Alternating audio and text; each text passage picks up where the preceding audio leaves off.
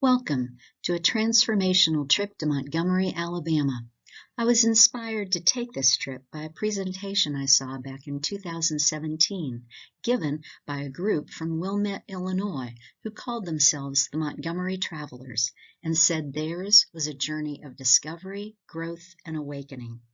Whether you are traveling solely through this video or planning to visit in person, a trip to Montgomery is an experience of immersion into history that is too often silenced, denied, or simply ignored.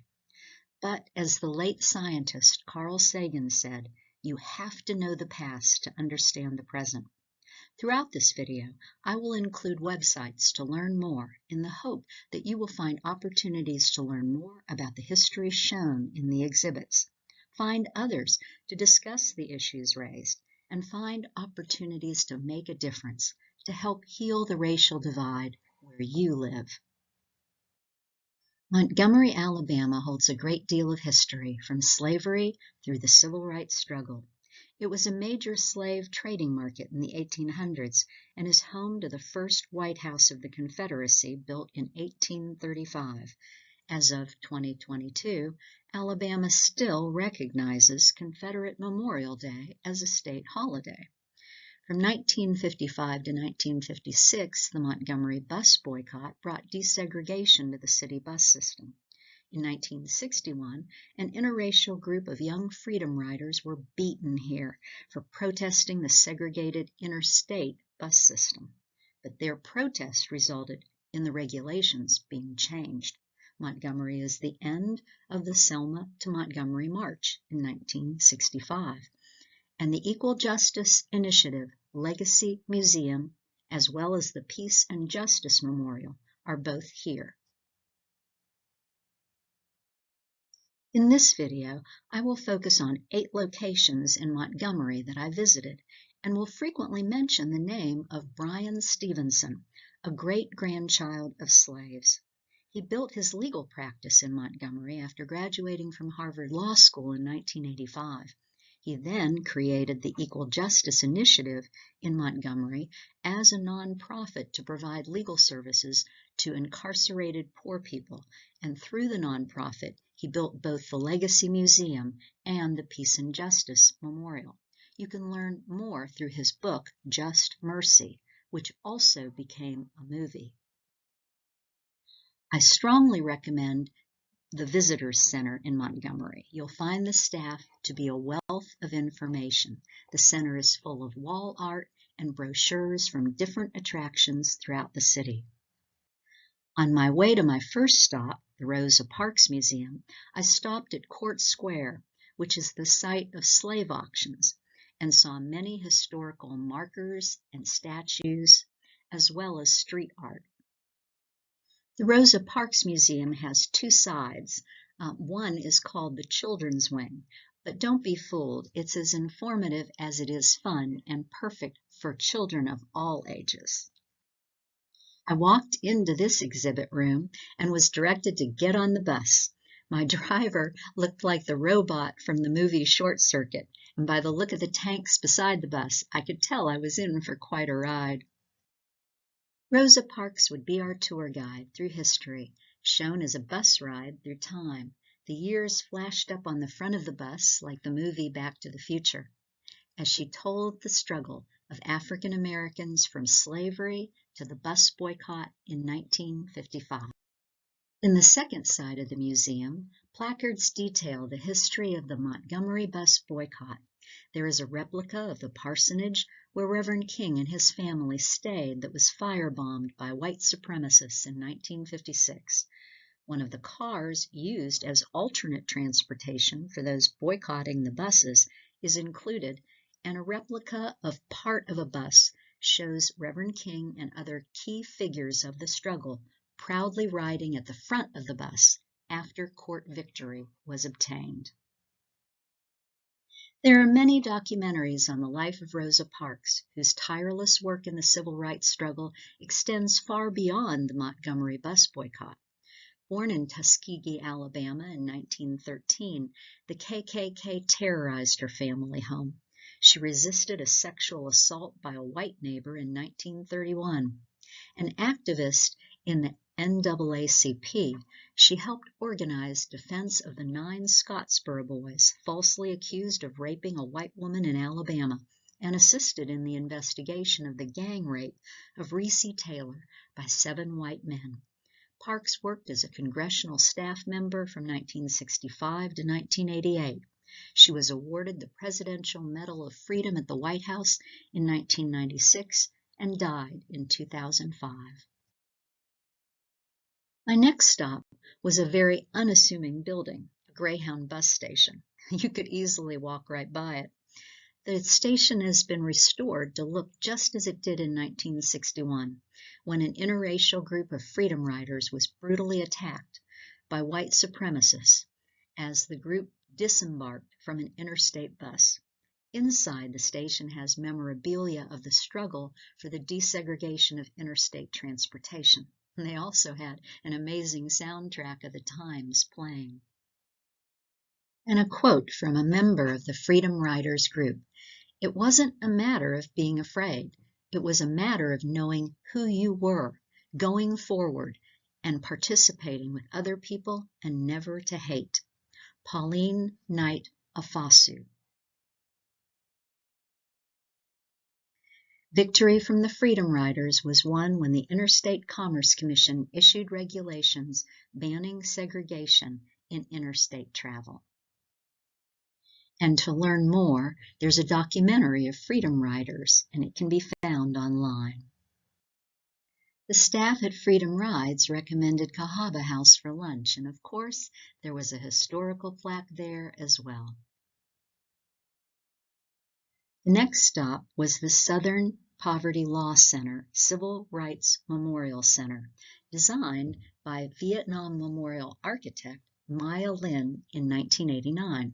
Chiseled into the granite is Reverend King's paraphrase of Hebrew scripture, Amos chapter 5, verse 24, "Until justice rolls down like water and righteousness like a mighty stream." The first room of the Civil Rights Memorial Center contains a panoramic view of the civil rights struggle, those who perished and those who survived, and a quote from former Senator and activist Julian Bond: "Most of those who made the movement weren't famous. They were the faceless. They weren't the noted. They were the nameless, the marchers with tired feet, the protesters beaten back by billy clubs and fire hoses, the unknown women and men who risked job and home and life. We honor all of them today. Let no one tell us that their movement wasn't a success." The second room is the theater, showing a powerful story of the young political leaders and organizations now rising up out of the recent murders of African Americans, Trayvon Martin, Ahmaud Arbery, Breonna Taylor, George Floyd, etc., including the Black Lives Matter movement. It featured Genesis B., one of my favorites, and other artists. In my mind, I could hear the music that played at the end of the movie Woman King, Jesse Wilson's Keep Rising. There is inspiring artwork as you are exiting from the theater, representing a spectrum of activism, climate change, trans rights, disability rights, etc. And a quote from Julian Bond: "There are many too young to remember that from that seeming hopelessness, there arose a mighty movement, simple in its tactics, overwhelming in its impact." Also featured as you exit from the theater is a continuously scrolling poem, A Civil Community, compiled by author Kwame Alexander after the George Floyd murder. Alexander said people from all walks of life wrote poems sharing their vision for America the Beautiful, and you can view the poem online. The center then calls upon each visitor to pledge to work toward a communal vision for a better country. When you take the pledge and type in your name, you see your name on the screen, rising up. You can take the pledge online. I left the Southern Poverty Law Center's Civil Rights Memorial Center and walked around a bit before heading to the Mothers of Gynecology. Again, everywhere I looked, there were historical markers and placards of the civil rights struggle. And this is the Mothers of Gynecology Garden. The three enormous welded statues of women that form the center of the garden depict Anarcha, Lucy, and Betsy, enslaved women who suffered from vesicovaginal fistulas and who were purchased or rented for 3.5 years to be the subjects of dozens of painful surgical procedures performed without anesthesia by a white physician, Dr. James Marion Sims, in the 1840s. The statues honor them so that their names and stories will not be forgotten. Their brochure states that the garden creates a holistic space where art, history, and health come together and conversations can take place around the legacy of slavery, Black women's maternal health, and reproductive justice.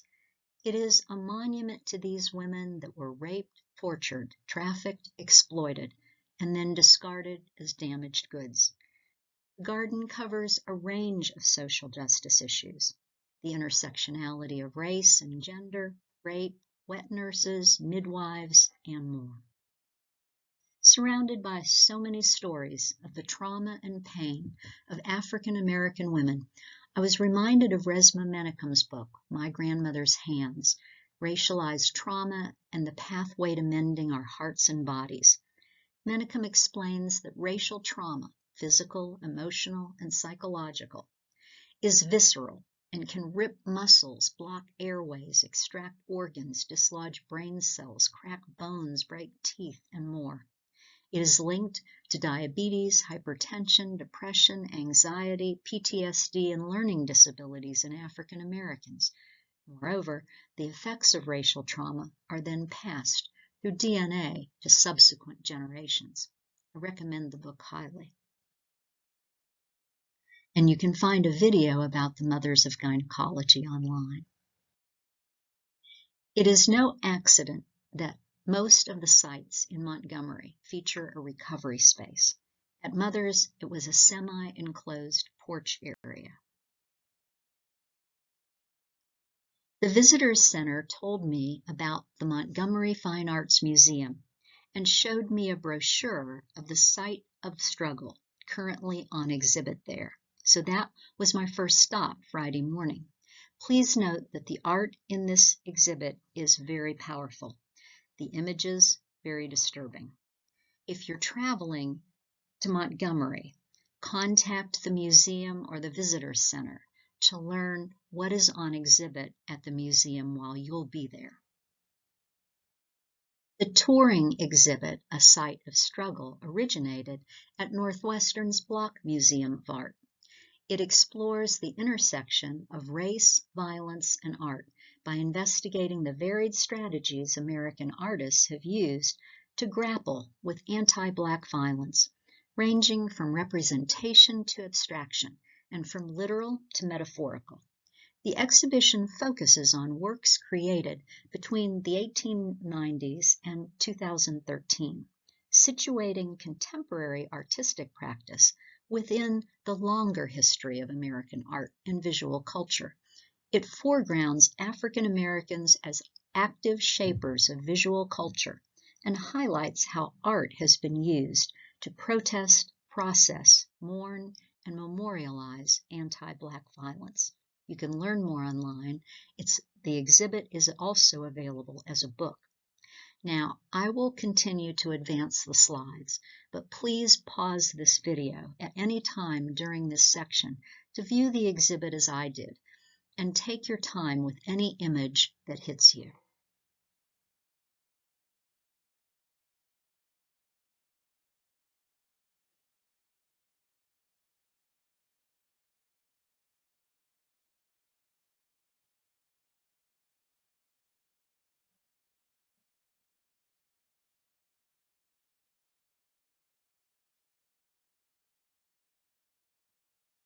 Alison Saar's Strange Fruit, 1995. Tin alloy, wood, dirt, found objects, rope, and paint. The title is the song written by Jewish poet, songwriter, and social activist Abel Meeropol in 1937 and made famous by Billie Holiday. Saar invokes lynching as a motif to bring attention to abuses committed against Black women. In addition to the threat of physical violence, Saar was interested in the ways in which Black women's bodies are fetishized by mainstream media. The figure covers her exposed body in a gesture of modesty and protection. Isamu Noguchi created this statue, Death, which is a 3-foot-high Monel metal sculpture of a lynched man hung via a rope with a noose from a metal mount, a slightly smaller than life-size depiction of a body of a man who had been hanged and then his body burned. The arms and legs had been contorted, as though the ligaments had contracted as a result of the fire. Before making it, Noguchi had seen a picture of the body after the lynching of George Hughes in 1930, which had been widely published in the Northern Black press. Pat Ward William, Accused, Blowtorch, Padlock, 1986. Collage tar paper, oil pastel, and other media mounted on wood panel. African-American artist Pat Ward William questions the production and circulation of photographs of violence, their effects on Black spectators, and the culpability and responsibility of the image makers, asking, who took this photo? Couldn't he just as easily let the man go? This grouping tracks the abuse from lynching to medical experimentation.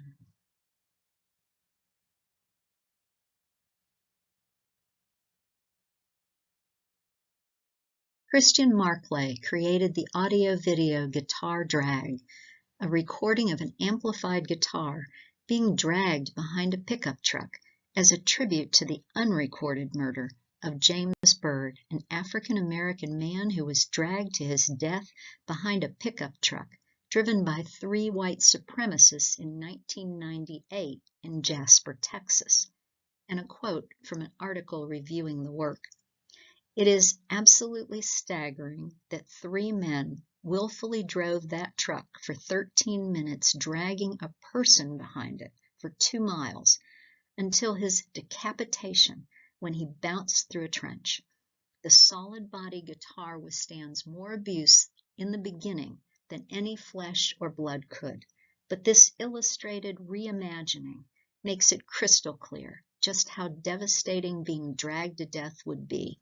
How quickly the skin breaks open and gives way to raw bone, the skull cracks, the limbs disintegrate. This is a flaying, lynching, scalping, burning, and drawn and quartering death, all in one. You can find the video on YouTube. Margaret Catlett, Target Practice. I have always wanted my art to service Black people, to reflect us, to stimulate us, to make us aware of our potential. Now, I stood for some time in front of this piece because it evoked for me how it must feel to be Black in America, now and throughout the history of this country.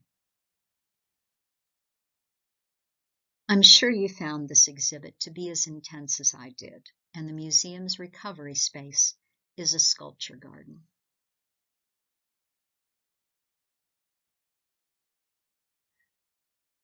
I left the Fine Arts Museum and drove to the Legacy Museum. I'd packed a lunch and quickly ate at the Legacy Plaza, where I learned from some of the workers there that the Legacy Museum actually faces the Alabama River and the Montgomery Riverwalk Stadium, home of the Montgomery Biscuits of the Southern League, minor league baseball. The stadium is a converted century-old train shed, and trains still run behind it. One train was even hit by a home run ball. Legacy Plaza is a recovery space. a newly created park area adjacent to Legacy Museum. There is a small parking lot and street parking is available for the museum. For special events, there are food trucks. The plaza features picnic tables and outdoor artwork. The brick sculpture is particularly powerful to me because in this country we are surrounded by brickwork and infrastructure built by African Americans, but the history of their contribution is largely invisible. To me, this artwork shows the power of the Legacy Museum to give voice to emerging stories as activists emerge out of the brickwork. The other side of the Legacy Museum is the Legacy Pavilion Memorial, a water sculpture dedicated to lynching victims 1865 to 1876. The freedmen here have been kept in perfect terror of their lives by the desperate men of the county who are hostile and active in abusive, assailing, and murdering this inoffensive people all over the county for any and every pretext that human ingenuity can devise, and often without any plea whatsoever. Freedmen's Bureau Official, 1868.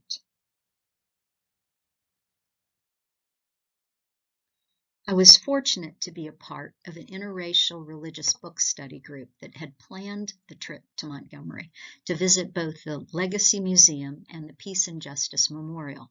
I joined the group for Friday afternoon and Saturday.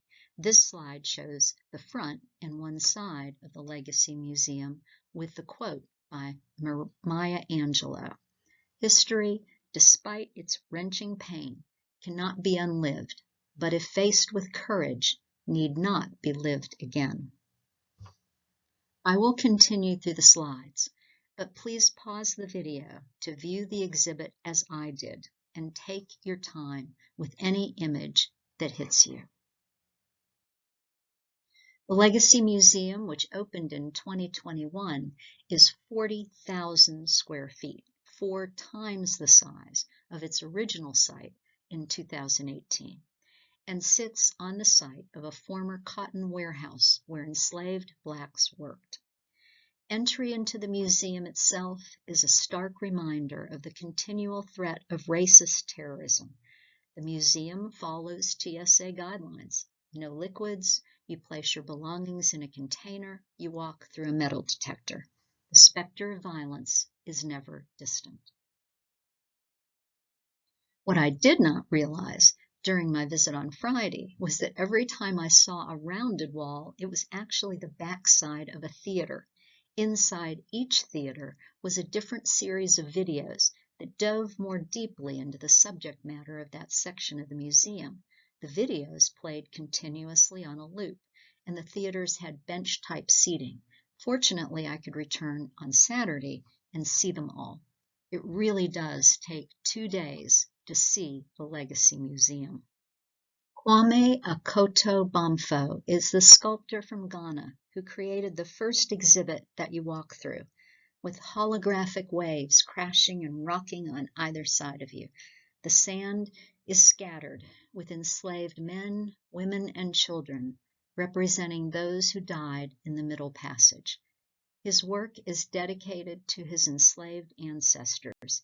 There's a beautiful video presentation of him in the theater in the first section of the museum.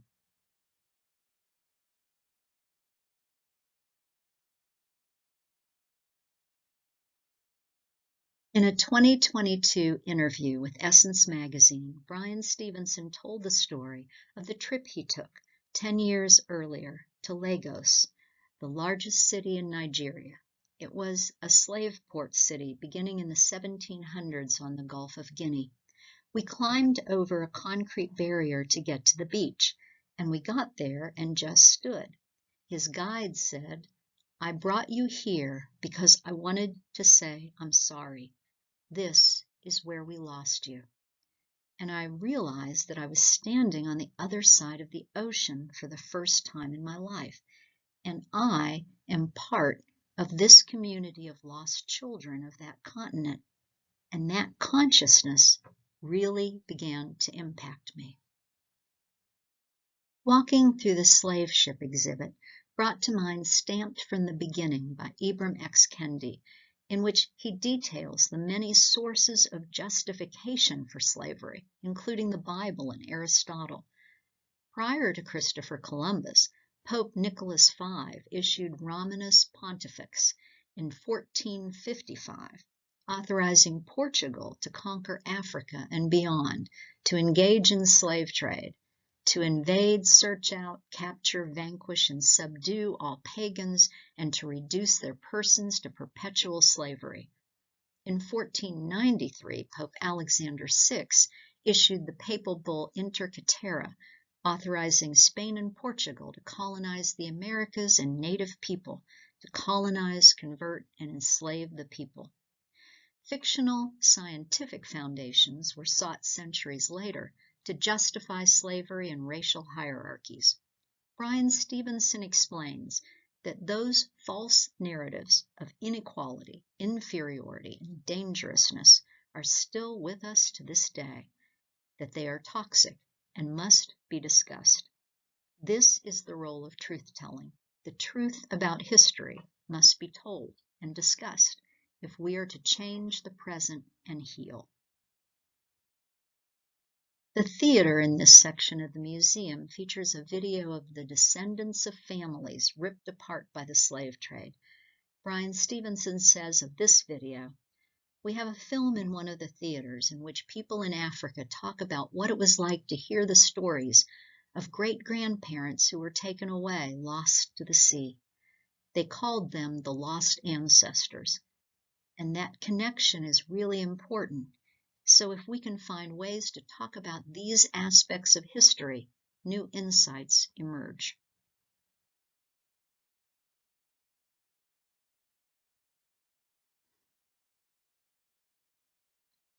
For me, one of the most heartbreaking exhibits contained holographic images of men, women, and children in slave pens, telling their stories, crying for their loved ones, and singing spirituals. The holographic images of children in slave pens, separated from and calling for their parents, are in the section of the museum detailing the slave industry in the U.S. prior to the Civil War. Separation of slave families was routine in the antebellum American South. Theophilus Freeman, a slave trader in New Orleans, wrote to a fellow slave trader, "Don't buy families, as there is not a single customer here to buy them." The museum dispelled the myth that slavery was solely a Southern issue in placards and videos. New England was one of 3 points of the Triangle Trade. Ports of trade in Massachusetts and Rhode Island exchanged people, rum, and sugar between the U.S., West Africa, and the Caribbean. Massachusetts legalized slavery in 1641. Rhode Island held more slaves than any other Northeast state in 1755. Approximately 11.5% of the population was enslaved. The wall, for which Wall Street was named, was built by African Americans either indentured to or owned by the Dutch West India Company in 1653. What Bryan Stevenson describes as a narrative of fear and anger was certainly not a Southern issue either. Anti-Blackness, xenophobia, and racial violence was commonplace across the U.S. There were over 140 documented racially motivated community attacks across New England between 1820 and 1900.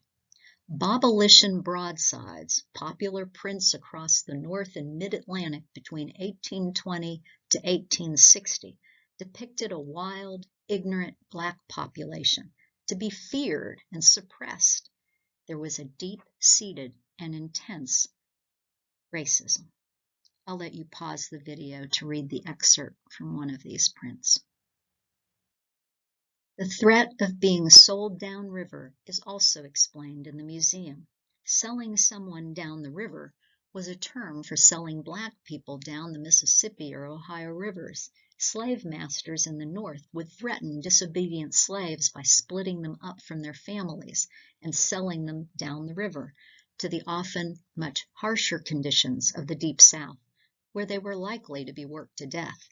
In an article about the phrase, NPR cites the Oxford English Dictionary, which contains a first-hand account from a journal by Mr. Aaron S. Fry, who witnessed the suicide of a slave who was so scared about being sold down the river by his master that he took his own life.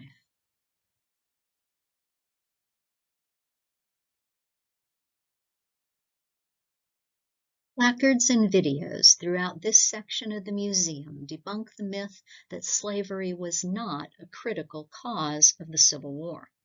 Southern states left the Union in 1860 to 61 because they believed Lincoln threatened slavery, and that threatened the economy of the South. The plantations, the banks that supplied loan and investment capital to purchase slaves, the insurance companies that wrote policies to insure slave owners against loss, and the landowners that counted slaves in valuing their estates. Lincoln declared in his first inaugural address that slavery was safe under his administration because he was bound by the U.S. Constitution to honor it, despite his personal hatred of it. If slavery is not wrong, nothing is wrong. However, when Confederate forces attacked in 1861, emancipation emerged as a war issue, and Lincoln issued a preliminary Emancipation Proclamation in 1862. The next section of the museum details how after the Civil War, slavery became a permanent hereditary status by law that was tied to the legal fiction of race. Inferior status based on race was defended by legal, political, religious, and scientific institutions. Thus, slavery simply transmuted into a status of dire poverty, denial of jobs, public goods and services, and political participation, segregation, and abuse, created and enforced by judicial decisions, legislation, regulations, community covenants, and policing. Reconstruction introduced a system of laws that codified the fiction of racial hierarchy. These laws were called Jim Crow laws. The term Jim Crow dates back to 1828, when a white man, Thomas Dartmouth Daddy Rice, wrote and performed the song Jim Crow in blackface, not only across the U.S., but internationally. By 1838, the term Jim Crow was being used as a racial epithet for blacks, not as offensive as the N-word, but similar to coon or darky, and that is a quote. In a narrow side hallway, there is a counter with stacks of tear-off literacy tests in front of a row of jars full of jelly beans to count. Abolished by the Voting Rights Act of 1965, literacy tests were used in addition to violence to keep African Americans from voting. Grandfather clauses exempted those persons with ancestors who had voted before 1867 to protect illiterate whites. Tasks such as guessing jelly beans were at the whim of the registration official. Regardless of passing the literacy test under Jim Crow, blacks could not argue with whites. Therefore, black persons taking the literacy test could not dispute a white registration official's decision that the blacks had failed. This section of the museum shows that Jim Crow laws were enforced by terrorism, lynchings, and massacres, and this is a list of massacres that have been documented.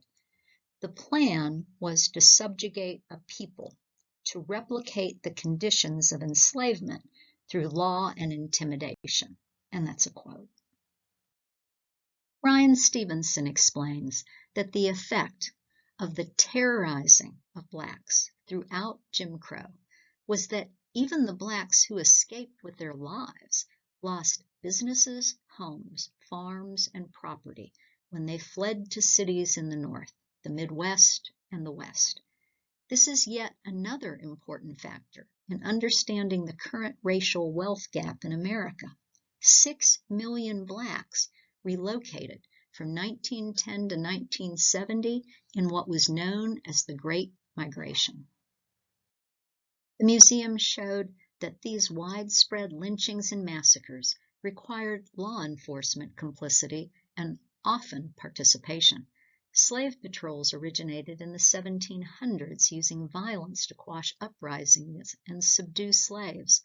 The role of white supremacist paramilitary groups continued through the 1800s, denying freedoms to African Americans.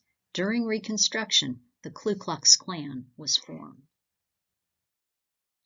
Law enforcement officials often participated in this violence directly or supported it by refusing to fulfill their duty to protect the peace and hold lawbreakers to account. By the 1920s, the KKK alone claimed 1 million members nationwide from New England to California and had fully infiltrated federal, state, and local governments to advance its exclusionist agenda. Brian Stevenson explained this section of the museum. So, what we wanted to talk about was the intense resistance to civil rights, to immigration, to all those civil rights leaders.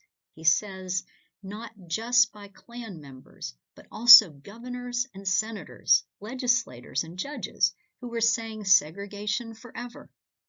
There were laws enacted to protect African Americans from discrimination, but the courts were more committed to preserving the myth of racial hierarchy. The theater in this section of the museum shows a video of the Community Remembrance Project, which is an undertaking of the Equal Justice Initiative, collecting dirt from lynching sites. There are walls of jars containing that dirt. Each jar is marked with the name of a victim or unknown and the location and date of the lynching recorded there. Brian Stevenson tells the story of an African American woman in Alabama who was collecting soil for the Remembrance Project in a remote rural area when a pickup truck stopped and a white man approached her, demanding to know what she was doing. She said, "I'm collecting soil because this is a place where a black man was lynched." The white man was silent and then asked, "May I help you?" He dug beside her using just his hands because she only had one trowel. Suddenly she realized he was crying. She asked, "Are you all right?" He replied, "No, ma'am, I'm not.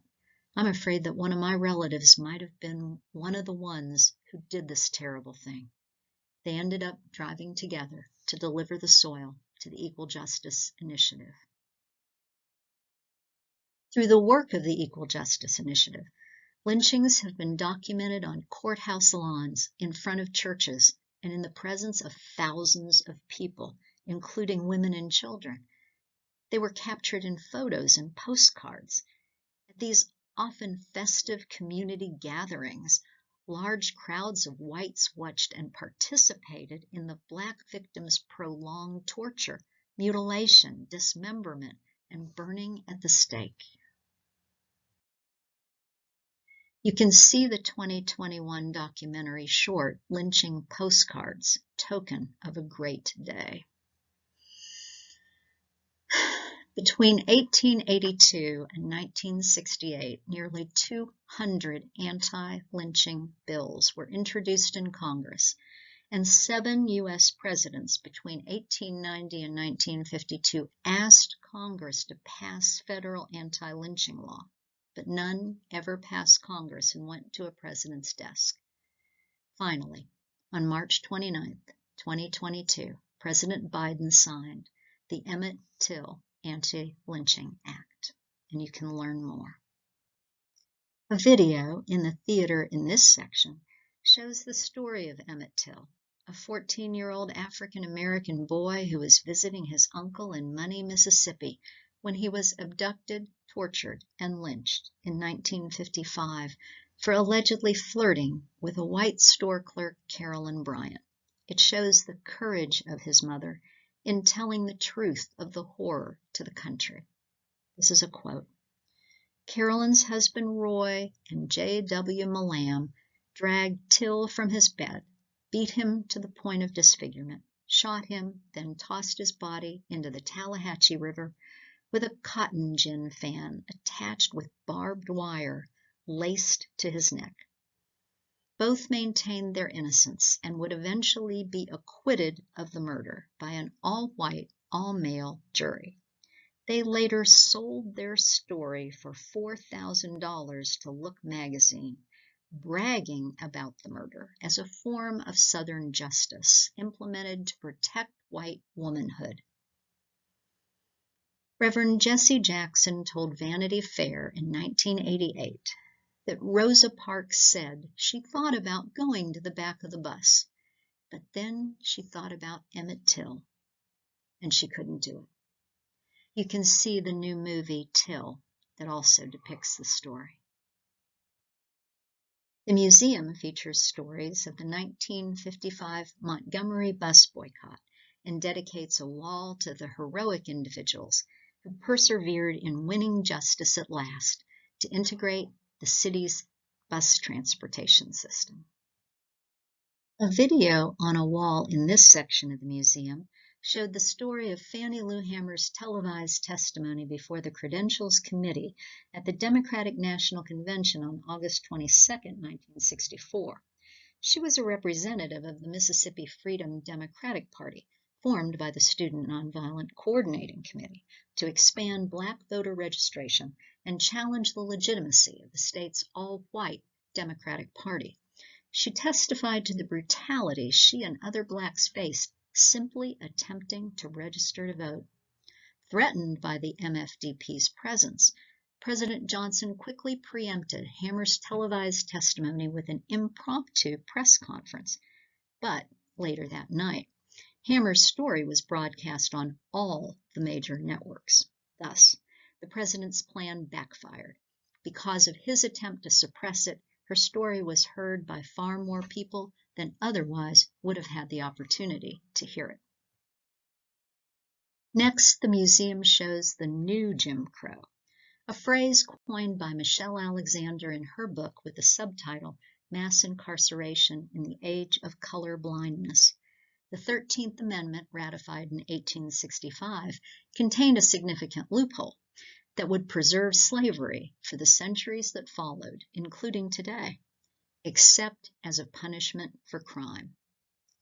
In 1898, 73% of Alabama's state revenue came from convict leasing. The Civil Rights Act ignored the criminal justice system. 1 in 3 Black male babies will be incarcerated in his lifetime. For Latino boys, it is 1 in 6. The documentary 13th by Ava DuVernay details the explosion of the prison population to the point where the U.S. now incarcerates more people per capita than any other country, and you can see the film online. Under Jim Crow, whites in local and statewide positions of power, motivated by racial bias, imposed a powerful system of laws targeting African Americans, runaway slave laws, segregation, bans against interracial marriage, etc., then enforced those laws with terror, lynching, and chain gangs. Under the new Jim Crow, whites in national positions of power, threatened by the growing resistance among African Americans to discrimination, imposed national laws restricting and excluding African Americans. The Homestead Act, Homeowners Loan Corporation, federally backed mortgages, the GI Bill, urban renewal, etc., and enacted criminal laws that targeted African Americans, the War on Drugs, 3 Strikes Law, crack laws, the 1991 Federal Crimes Bill, and enforced those laws by supplying local law enforcement with military-style equipment.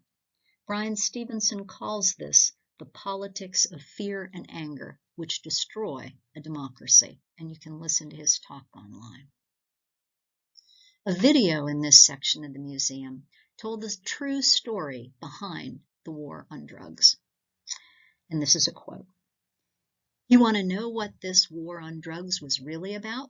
The Nixon campaign and the Nixon White House had two enemies, the anti-war left and black people. You understand what I'm saying? We knew we couldn't make it illegal to either be against the war or black, but by getting the public to associate the hippies with marijuana and blacks with heroin, and then criminalizing both heavily, we could disrupt those communities. We could arrest their leaders, raid their homes, break up their meetings, and vilify them night after night on the evening news. Did we know we were lying about the drugs? Of course we did. And you can learn more online. Like the slave pens at the beginning of the museum. Here, there are holographic images of prisoners telling their stories when you pick up the phone as if visiting them in prison. Bryan Stevenson explains that proximity to the marginalized changes and enriches us by realizing our shared humanity. In one video, mass incarceration is described as trading white hoods for black robes. Stevenson's core philosophy is that we are each far greater than the worst thing we've ever done. It's part of why he spent so much of his career representing condemned prisoners and people in jails and prisons. He applies that precept to those who do us harm, too. In church, we are taught that the pathway to redemption and restoration requires confession and repentance, he reflects. We actually are capable in this country of talking honestly about this history and surviving, and not just surviving, but getting to a better place. And you can read the full article online. The museum ends as it began, with art.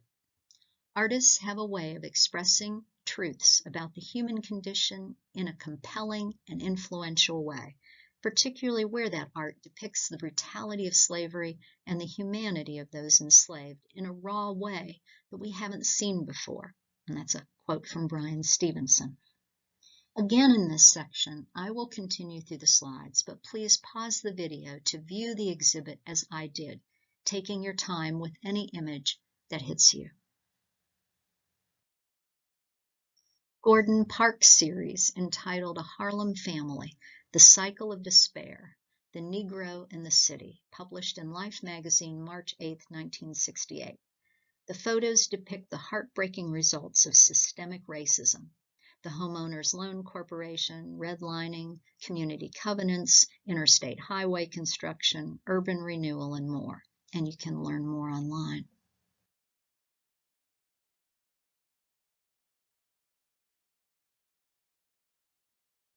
To the right, one of 10 lithographs of Glenn Ligon.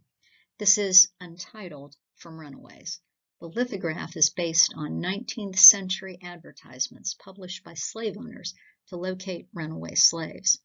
At left, one of Nelson Makama's many works that are untitled. As a South African artist known for charcoal and oil paintings of destitute African children, he hopes to change the global mindset of what it means to be an African child. And you can learn more online. To the right, Winfred Rembert's All Me Too, 2005, in which he painted his experience of working on a chain gang and observed, you have to play a role that isn't really you. It's like slavery. You have to meet all those demands and keep a sense of yourself as well. I had to take on all these personalities. I only wanted to be one of them, but the one I wanted to be, I couldn't be. And you can learn more online. The gallery displayed quilts made by the quilters of Gee's Bend and a video of their story. And you can see the public television documentary online. At right, Alison Saar's Beckoning, in which mirrors are used to attract wandering spirits. The mirrors surround a life-size female figure who leads spirits who are lost to the next realm, as Demeter was guided to find her daughter Persephone in Greek mythology. Ms. Saar explained that her inspiration was the death of her aunt during the pandemic. It honors the deaths in which there is no closure for the families, and it felt as though the souls were lost. The piece can also be seen as honoring all African Americans who died, whether in the Middle Passage, during slavery, in lynchings or massacres, or in prison, giving their families no closure. And you can read more online. At right, Titus Kafar's sculpture, Doubt, shows an anguished Black man clutching a crumpled oil painting in colors ranging from luminous gold to seafoam green, blood red to ocean blue, that fade to rusty brown. At left, Kafar became best known for his 2020 painting Analogous Colors, Time magazine's cover in June 2020, showing a mother holding the empty silhouette of her child, symbolizing her loss, as a tribute to George Floyd's murder. Kafar wrote, "In her expression, I see the Black mothers who are unseen and rendered helpless in this fury against their babies." At the very end of the museum, there is a reflection space that honors, through photos, videos, and music, the hundreds of people who work to challenge racial injustice. McLeod Bethune's words appear on the wall. "If we have the courage and tenacity of our forebears, who stood firmly like a rock against the lash of slavery, we shall find a way to do for our day what they did for theirs." As I sat in the reflection room on one of the benches, Stevie Wonder's "They Won't Go When I Go" from Fulfillingness' first finale was playing. In the museum gift shop, as you exit, you can purchase the Legacy Museum book, as well as many other items. The restaurant inside the museum building is Panny George's Kitchen. Panny is the nickname for Mary Taylor, George's wife, and you can learn more online. There's a free shuttle service that runs between the Legacy Museum and our next stop, and that is the National Memorial for Peace and Justice. The shuttles run at 10-minute intervals and save you from driving and reparking. The National Memorial for Peace and Justice sits on a 6-acre site overlooking the Alabama state capitol. It is dedicated to the victims of American white supremacy and its campaign of racist terror. The quote on one of the walls says, "May we never forget all those who suffered and died because they asserted their basic human right to be free." There is a long and winding walkway leading up to 800 steel monuments, one for each county where lynchings took place. Also at the site are duplicates of each steel column lined up in rows like coffins, and you can see that to the left. Intended to be distributed around the country to the counties where lynchings were carried out. People in the counties can request them. Dozens of such requests have already been made to the Equal Justice Initiative, but they must show that they have made efforts locally to address racial and economic injustice. At the beginning of the walkway, just as the beginning of the Legacy Museum, there's a sculpture by Ghanaian artist Kwame Akoto Bamfo, and this one is Nikim Nikim installation.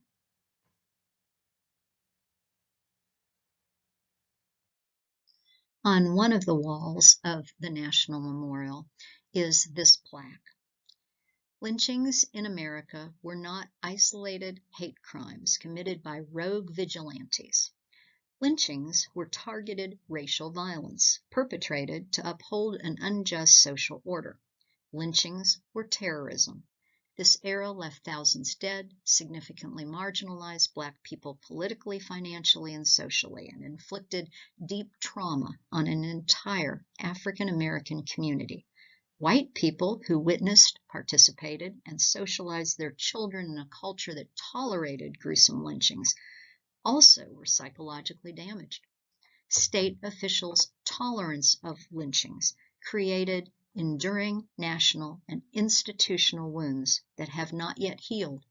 Lynchings occurred in communities where African Americans today remain marginalized, disproportionately poor, overrepresented in prisons and jails, and underrepresented in decision-making roles in the criminal justice system.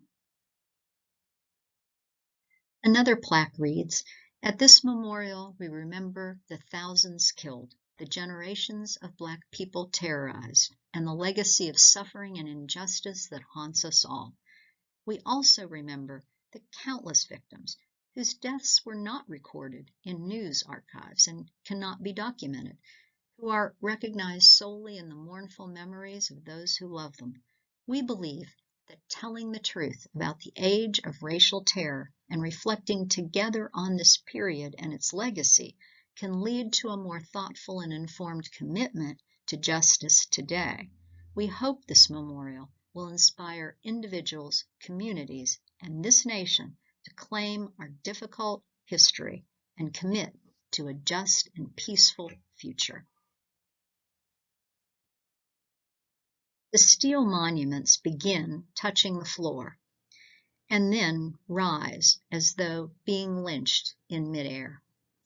The most wrenching part of the memorial is reading the brief summaries that accompany some of the steel markers, stating the reasons given at the time of the lynching. Parks Banks, lynched in Mississippi in 1922 for carrying a photograph of a white woman. Callum Gadley, hanged in Kentucky in 1894 for walking behind the wife of his white employer. Mary Turner, who after denouncing her husband's lynching by a rampaging white mob, was hung upside down, burned, and then sliced open so that her unborn child fell to the ground. Because I live in DeKalb County, Georgia, I was particularly interested in the memorials of lynchings there. To the right is the memorial to the unknown.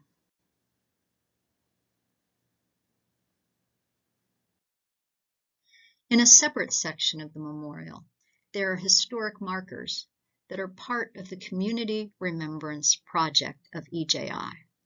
They are duplicates of markers that have been erected across the country where communities have acknowledged lynchings that occurred there. Sculpture by Dana King, Guided by Justice, 2018, representing the women of the Montgomery bus boycott. Hank Willis Thomas, Raise Up, was created from a photograph taken by Ernest Cole in a book, House of Bondage, which was comprised of photographs that Cole smuggled out during apartheid South Africa, before the true horrors of apartheid had been revealed. The photograph showed miners completely nude, facing a wall with their hands up. Thomas deliberately covered the miners' bodies with a wall. The sculpture is relevant to America with Hands Up, Don't Shoot in the wake of Ferguson. And the placard beside Hank Willis Thomas's sculpture reads, "Black and brown people in the United States often are presumed dangerous and guilty when they have done nothing wrong. Our history of racial inequality has created conscious and unconscious bias that has resulted in racial discrimination against people of color by law enforcement and the criminal justice system. Police shootings of unarmed men, women, and children, racially biased and excessive sentencing of people convicted of crimes, and abusive prison conditions make mass incarceration a dominant issue for the poor and people of color." The sculpture Arise by Branley Cadet was just added to the Peace and Justice Memorial on April 7, 2022, and memorializes the people working around the country to advance community remembrance of the history of lynchings. The jar held by the figure in the foreground represents the jars of dirt collected from lynching sites across the country. The poem Invocation by Elizabeth Alexander is featured at the end of the memorial and is an emotional coda for the experience. I will not read it, but invite you to pause the video on this slide and the next so that you can read it in your own time.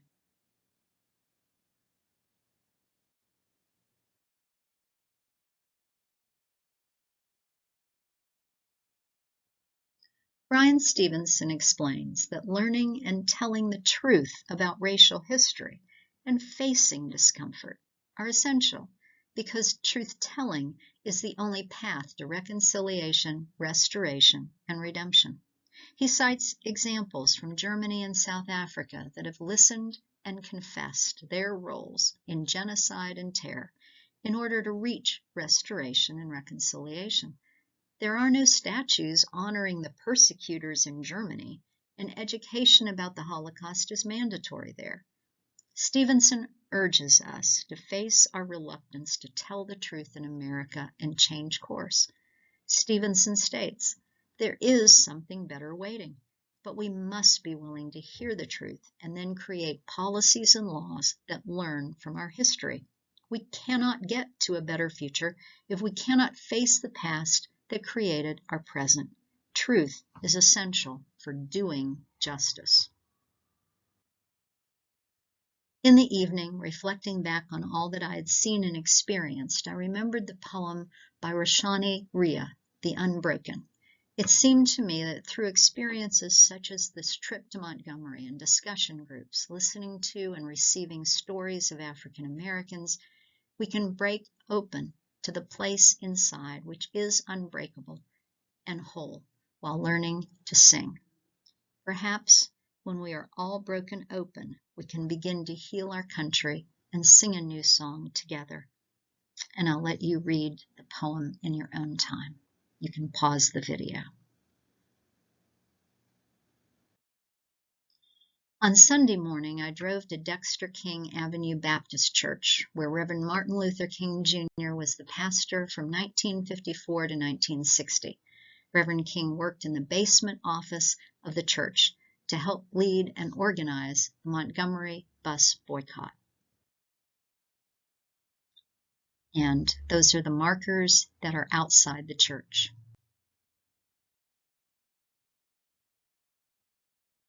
And this is the bulletin from the service that morning that I attended.